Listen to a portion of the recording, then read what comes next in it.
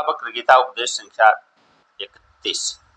प्रश्न, कर्म जड़ है, स्वतः फल को नहीं दे सकता है और जीव असमर्थ है, वह भी अपने आप फल को नहीं भोग सकता है, तब फिर फलदाता ईश्वर में दोष क्यों नहीं आएगा? उत्तर, ईश्वर में दोष तब आवे जब ईश्वर जीवों से शुभ अशुभ कर्म करावे और फिर उनको फल देवे या जीवों के उत्पन्न करके उनसे कर्म करावे। ऐसा तो नहीं है, क्योंकि प्रवाह रूप सारा जगत अनादि चला आता है, क्योंकि भी नई वस्तु जीव या ईश्वर उत्पन्न नहीं करता। जैसे पृथ्वी में सब वनस्पति के बीज रहते हैं, परंतु बिना सहकारी कारण सामग्री के अंकुरों को उत्पन्न नहीं कर सकते हैं, वैसे माया में सब प्रकार के पदार्थों के सूक्ष्म रूप से बीज बने रहते हैं, परंतु बिना सहकारी कारण के उत्पन्न नहीं होते हैं। जिस काल में उसकी उत्पत्ति की सामग्री जुड़ जाती है, उसी काल में वह उत्पन्न हो जाते हैं।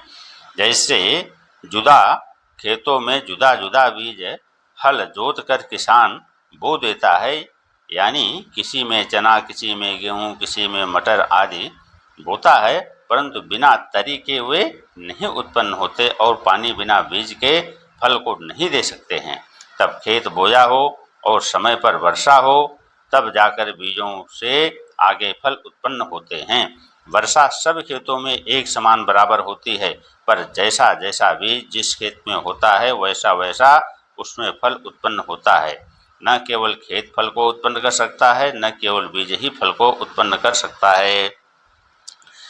खेत, बीज और वर्षा तीनों मिल करके ही फल को उत्पन्न करते हैं। वैसे ही दृष्टांत में बादल स्थानापन्न ईश्वर है, खेत स्थानापन्न जीवों के अंतःकरण है, बीज स्थानापन्न जीवों के संचित कर्म है। ईश्वर की सत्ता रूपी वर्षा सर्वत्र तुल्य है, क्योंकि ईश्वर चेतन रूप सर्वत्र तुल्य है, परंतु जैसे जैसे जिसके कर्म रूपी बीज अंतःकरण रूपी खेत में स्थित हैं, वैसे वैसे उसको फल होते हैं। ईश्वर स्वतंत्र अर्थात कर्मों के बिना फल का प्रदाता नहीं है। यदि ऐसा हो तो उसमें विषम दोष आवे, इसीलिए ईश्वर न्यायकारी है। प्रश्न, यदि ईश्वर न्यायकारी माना जावे तब दयालुता आदि गुण उसमें नहीं रहेंगे? उत्तर, दयालुता आदि गुण यदि माने जाएंगे तब न्यायकारिता नहीं रहती है, क्योंकि दोनों परस्पर विरोधी हैं। जो राजा न्यायकारी होता है वह दयालु नहीं होता है।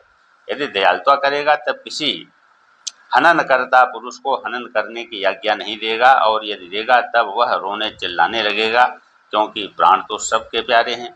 उसके दुख को देखकर राजा को उस पर दया होगी और दया के वश होकर राजा उसको छोड़ देगा, तब उसकी न्यायकारिता जाती रहेगी।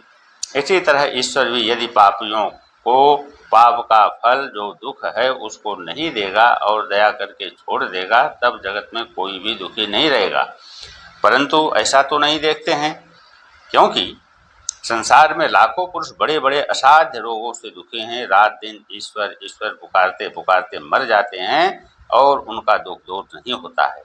लाखों अकाल में अन्न बिना मर जाते हैं और जीव कर्म के फल दुखों को भोग कर अच्छे हो जाते हैं। अनेक प्रकार के कार्य हैं, अनेक प्रकार के उनके फल हैं, बिना भोग के कर्म नहीं छूटते हैं। इन्हीं युक्तियों से सिद्ध होता है कि ईश्वर न्यायकारी है, दयालु नहीं है। प्रश्न, पूर्वोक्त निश्चय करने वाले ज्ञानी भी तो कर्मों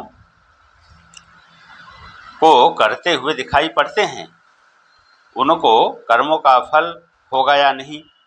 उत्तर में कहते हैं कि जो यथार्थ बोध वाले हैं उनको कर्मों का फल नहीं होगा, क्योंकि प्रथम वे फल की कामना से रहित होकर कर्म करते हैं, दूसरे वे श्रेष्ठाचार के लिए कर्मों को करते हैं, तीसरे वे कर्मों को देह इंद्रियादिकों के धर्म जानते हैं, अपने आत्मा का धर्म नहीं मानते हैं, चौथे अहंकार से रहित होकर वे कर्मों को करते हैं। इन्हीं चार हेतुओं से उनको कर्मों का फल नहीं होता है।